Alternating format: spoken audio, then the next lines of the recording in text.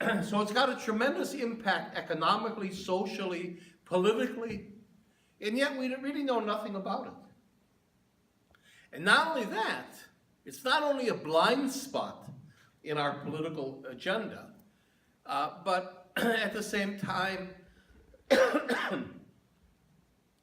there's, we're always talking about, suppression. We're concerned about a police state, about the police breaking up the Occupy movement, for example. In other words, they're not only going after Ferguson and Palestinians and ISIS and so on. They're going after anybody that tries to resist or question the system. You have the militarization of the police, certainly in the United States and other places. And in terms of resisting that, we know very little about the technologies that are being used to begin to repress us. Partly because, I take myself as a prime example, most of us, I would say, most people on the left certainly, and probably liberals in general, progressive people more, are probably overwhelmingly coming out of the social sciences and the humanities. We don't know hard science. What these mad scientists, with billions of dollars in cutting-edge laboratories are cooking up in terms of technologies. Let me see, how many of you here come from the hard sciences? Okay, so there's 1, 2, 3, 4, 5, 6, 7. Okay, so that's actually more than usual. But still, you guys are the minority. And one of the interesting things that I've seen is that you, hard science people, aren't really talking very much. You don't talk shop to those of us that don't know what in the hell hard science is. So there's, remember C.P. Snow, who wrote in the 1950s about the divergence of the two cultures. That science is going in one direction, the humanities and social sciences another, to a point where, campuses have separate libraries and you have separate curriculum, so that people in the sciences take a minimum of, in Israel, for example, you need 120 credits to get a BA. If you're in the sciences, 118 of them are in the sciences. And 2 of them are maybe you take a course, one course in history or sociology or literature or something like that. And the other way around as well, of course. People in the humanities and social sciences might take a course. I took a course in physics, didn't understand a thing. That's why I went in anthropology, because it's the least mathematical of all the social sciences. And we're really, so we don't even talk to each other. We don't know the worlds of each other, which is very dangerous. Because in fact, a lot of the technologies that we live today, our cell phones, the computers, all the stuff we've got, the digital stuff, a lot of this comes out of the military. It's the military that has the money for research and development. So for example, the internet, we all know, came out of the Pentagon. The USB, we're doing BDS. We're not buying Israeli products. Well, the USB stick is an Israeli product. It was invented by Israel as a byproduct of the military. So I don't know if we're going to throw away our USB sticks tomorrow. But a lot of the world that we live in is a byproduct of military. Intel is really a military industry. And the whole, it's the Silicon Valley, Ireland, and Israel are the 3 major research and development centers. And their money is really in the military, and then the different chips and whatever that goes into your personal computers is again a byproduct. So we're not really aware of the presence of the military in our lives and technologies like, the military applications of nanotechnology, or genetics, or robotics. Really things that we don't know, I don't know much about. So part of the reason I wrote the book was also to kind of raise the issue of the military and technologies and control and the weapons of repression that we're beginning to face more and more. And what I did is, on one level, I looked at the quid pro quo. How does Israel get away with it in terms of how it uses its military security policing exports and expertise that it's learned on the Palestinians, in the Palestinian laboratory, as an export to try to, that has an impact on its international relations with other countries. But on the other hand, I also put it within the framework of capitalism, which we don't talk about very much today. Naomi Klein is probably the only person that's talks about capitalism in a way that people, that uses the term. I mean, it's even considered it's a funny thing to talk, it's a little awkward term. It almost sounds very 50-ish or something, the 1950s. And, there's this joke about, one fish asks another fish, how's the water? And the other fish says, what water? So we're in this world system. We live in a world system. That's a capitalist world system that affects everything in our lives. What we eat, how we dress, how we think, our value, everything. And it's getting more and more repressive, because as it becomes more unsustainable, so that has to do with the Greens. Where are you with Jill and the Green Party? As it becomes more unsustainable, which Naomi Klein writes about, as it becomes more unequal, Oxfam put out a report last week that 1% of the world's population controls 50% of the world's resources. And entire continents like Africa are being excluded from the system as surplus humanity or disposable humanity. Those are the terms that corporations are using. And it becomes more unequal and more repressive. The wars we have are resource wars. How do we get the resources out from under the poor people without having them, remember that bumper sticker? How did our oil get under their sand? How did our oil get under their sand? That's really, how do we extract that at the same time keeping them out? And the system has to get more and more violent towards anybody that's resisting. And so that's another piece of it that I think we have to understand, is that this military technology is coming after all of us. And we see it more and more. I mean, you certainly see it in the militarization of your police. Ferguson has become kind of the emblem of a lot of that. And Israel becomes a very useful vehicle for seeing that stuff, because it's a little country. And so as a little, the United States, the Pentagon's budget is $1 trillion a year. $1 trillion a year is the Pentagon budget.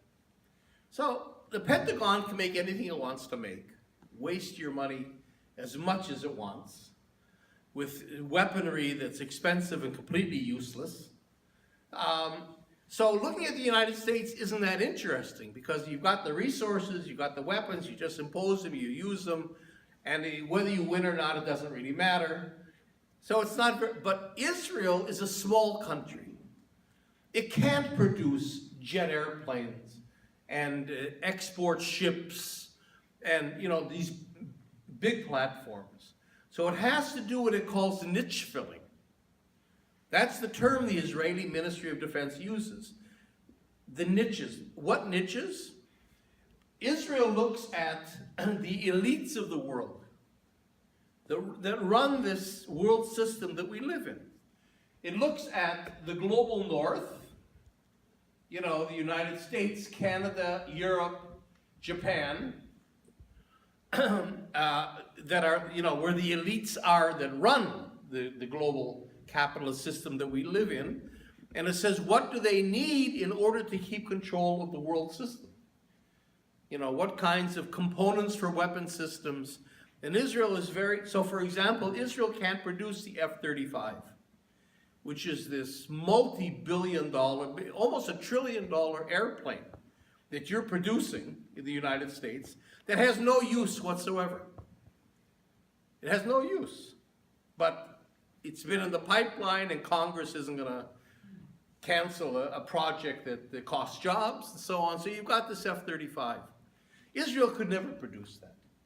But the cockpit is largely Israeli, because Israel specializes in avionics, in the electronics of the cockpit of the airplane, the targeting systems and the radar systems and kinds of helmets that have all the controls in front of the pilot's eyes, that he can actually operate moving his eyes. All kinds of very high-tech components without which you're not going to have a weapon system. But Israel can afford to strategically support the niches that are necessary for developing them. But there's also another quid pro quo, and that is that there's, the United States and Europe, the hegemony, the Euro-American hegemony of the world, is being challenged by a second tier of countries that are called the BRICS countries. I'm sure you've heard the term BRICS. Brazil, Russia, India, China, and South Africa, to which now there's another group of countries that have been added, the MINT countries, which is Mexico, Indonesia, Nigeria, and Turkey. So if you take these countries together, they're beginning to form a counter-hegemonic bloc, and they actually have summit meetings and meet, against the Euro-American bloc. Well, Israel is right in the center of all of those countries in terms of its military, policing. So if you look, Israel, we think of Israel as a client state of the U.S. We share moral values with the U.S. We love the U.S. Netanyahu speaks before Congress, every 3 weeks. Last time he got 42 standing ovations in a 20-minute talk in Congress from both parties. Somebody in Israel, somebody said it looked like the North Korean parliament. Up and down and up and down. All of that, okay, great, but look at the map. It turns out that Israel is the number 2 arms supplier to China. I mean, China is probably the main arch rival of the United States. You're moving, your entire 6th Fleet is moving into the Pacific. There's getting to be more and more tension with China, and yet Israel, this faithful ally, is the number 2 arms supplier after Russia to China. Israel's the number 2 or 3 or 4, depends on the year, arms supplier to India. These are 2 of the largest militaries in the world being supplied first and foremost by Russia, and we're beginning to get signs of a Cold War again, and after Russia, Israel. So and Nigeria, and Brazil, all these BRICS MINT countries are being supplied very much by Israel. But there's a third level quid pro quo, and that is the entire global South.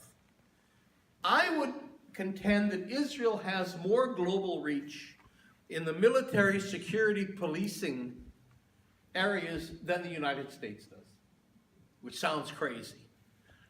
But, so the Americans have 174 bases around the world. There's only 193 countries.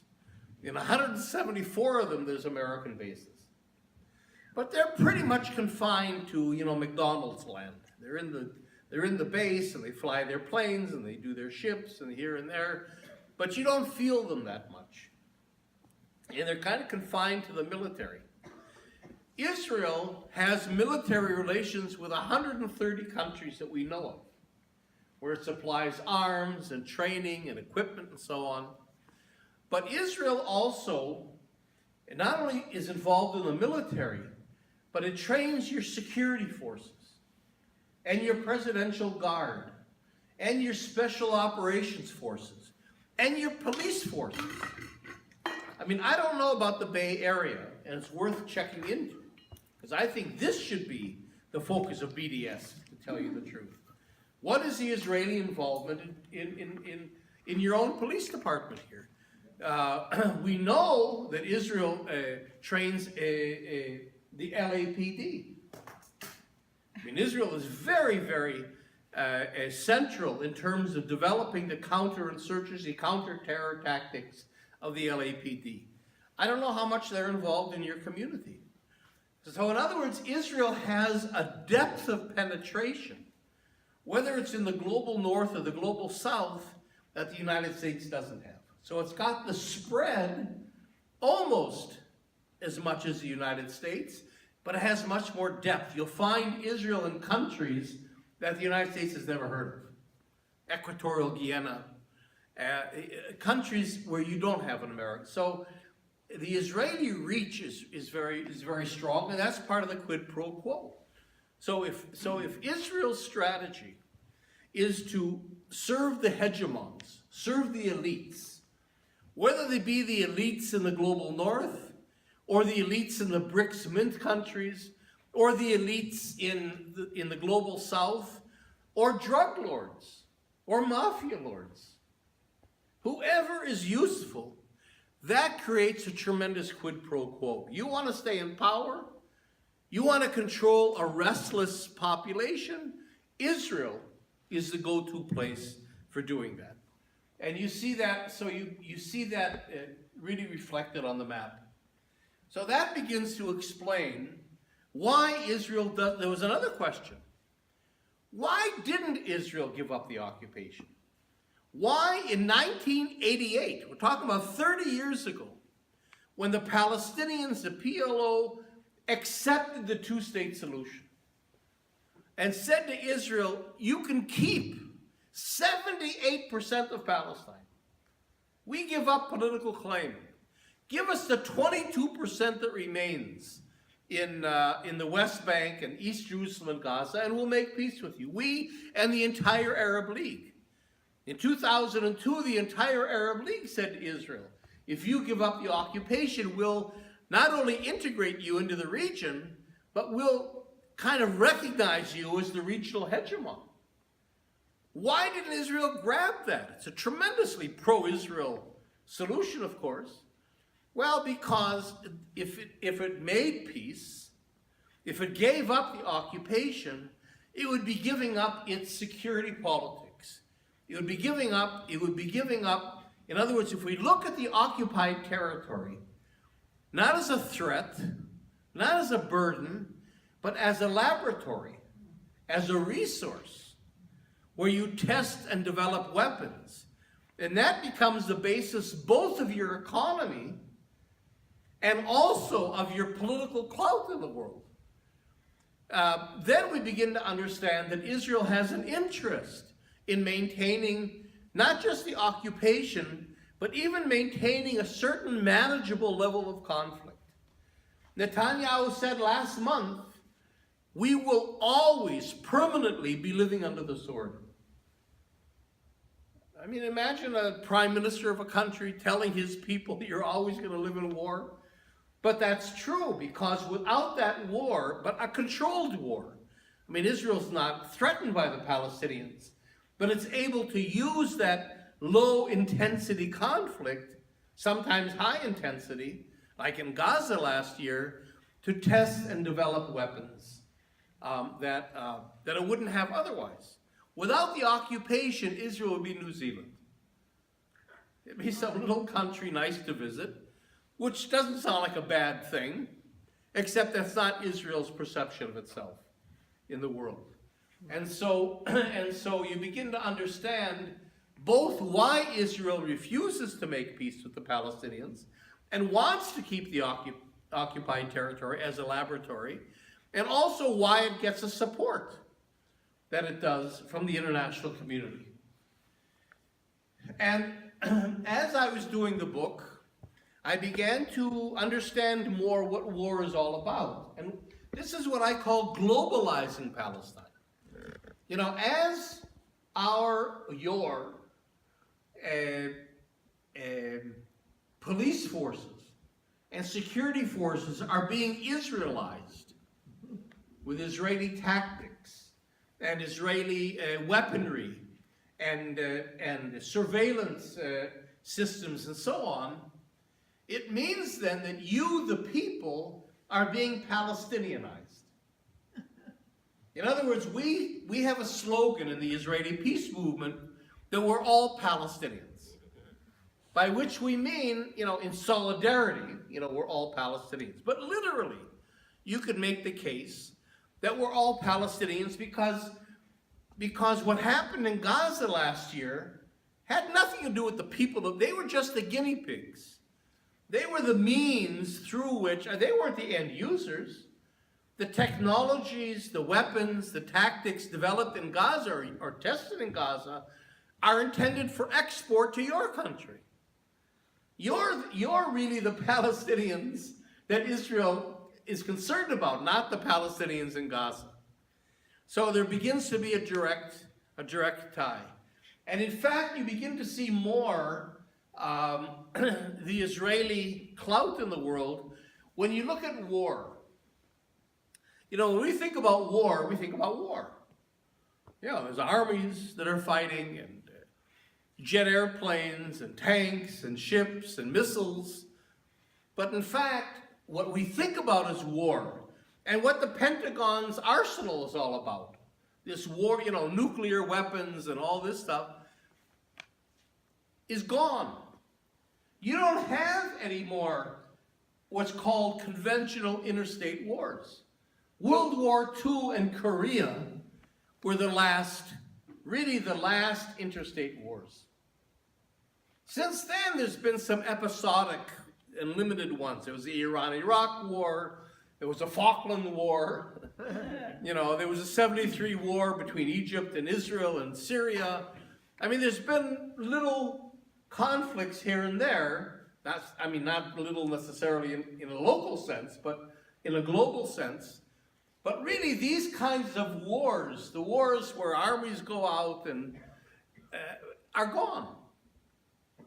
Although that's the kind of arsenal you have to fight the wars that don't exist anymore.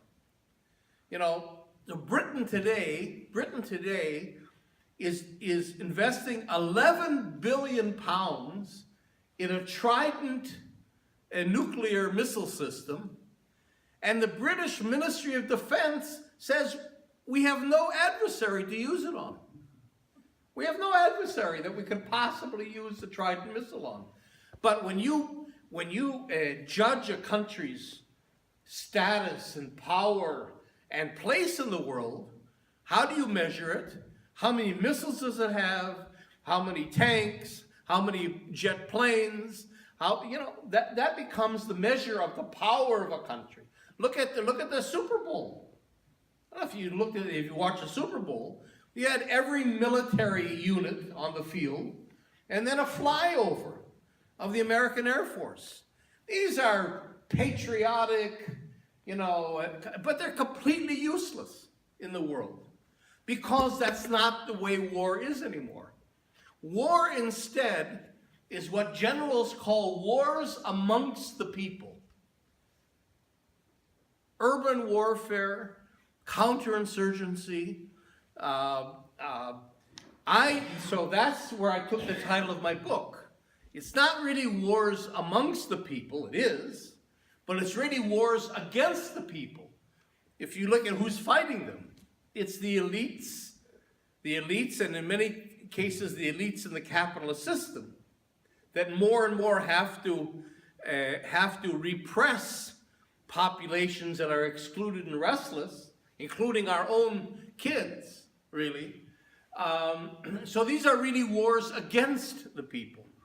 So there's two kinds of wars today, really, that are fought.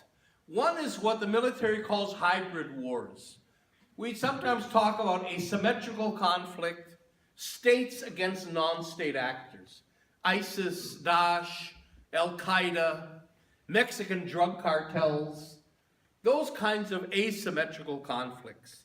You know, in Somalia, North Africa to some degree, low intensity, look at all the different terms we have for that kind of war, including military operations other than war.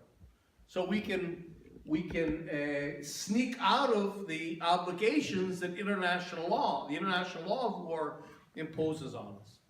And then what are called securocratic wars within our country for security. Security, I mean, I just came from LA this morning. I mean, I still in my ears, you know, I got the constant reminder from the airport. Security, and watch and report and da-da-da-da-da. You know, that's because, so security has become the main concern. We live in what are called today security states, where security trumps everything else. You see this now with the Apple. I mean, just now, with this whole issue of the FBI against Apple, to try to release codes that give the FBI access to cell phones. So, you know, and security trumps, and I bet public opinion is going to go with the FBI instead of with Apple. So that, and you look at the language that's used, war on. So war on crime, a war on drugs. I mean, even not just terror, but even the local kinds of things like drug problems become the war metaphor. Down to homeland security, which really came to put together the military. In the United States, the military and police were always separate. The FBI was in here, the CIA was out there, and if you look at movies and TV programs, you see it all the time.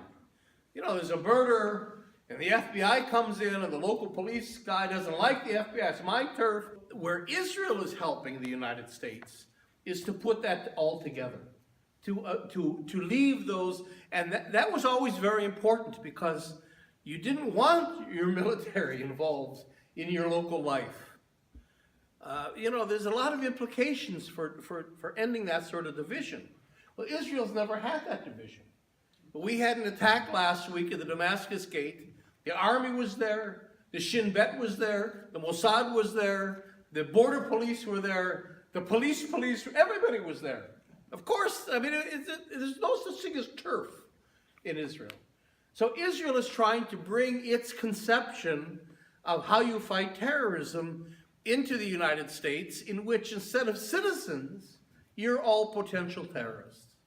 So these are the kinds, and creating states of emergency that then trump democracies. France today is under a state of emergency since the Paris attacks. And it's supposed to be for 3 months. We'll see. The Patriot Act became permanent. It was a state of emergency kind of a legislation that was supposed to be reviewed, but once there's a state of emergency that trumps your democratic rights, it eliminates a lot of your democratic protections, it's permanent. Let's see if France, in fact, we're getting to the 3 months now, if France, in fact, removes the state of emergency that gives the police and the government and security all kinds of powers they wouldn't have otherwise. Like, I mean, in a sense, the United States today, with the Patriot Act, is living in a state of emergency. So that these are things that really, really, really affect our lives. And what I'm trying to say is that if these are the kinds of wars that are being fought today, including the everyday war that we're living, the policing war, this is what Israel specializes in. These kinds of things. So the United States has wonderful Pentagon weaponry, but it's useless. When you want to really fight a war, you go to Israel. Because Israel has the tactics and the weapons and the experience for fighting wars against the people that the Pentagon just doesn't have.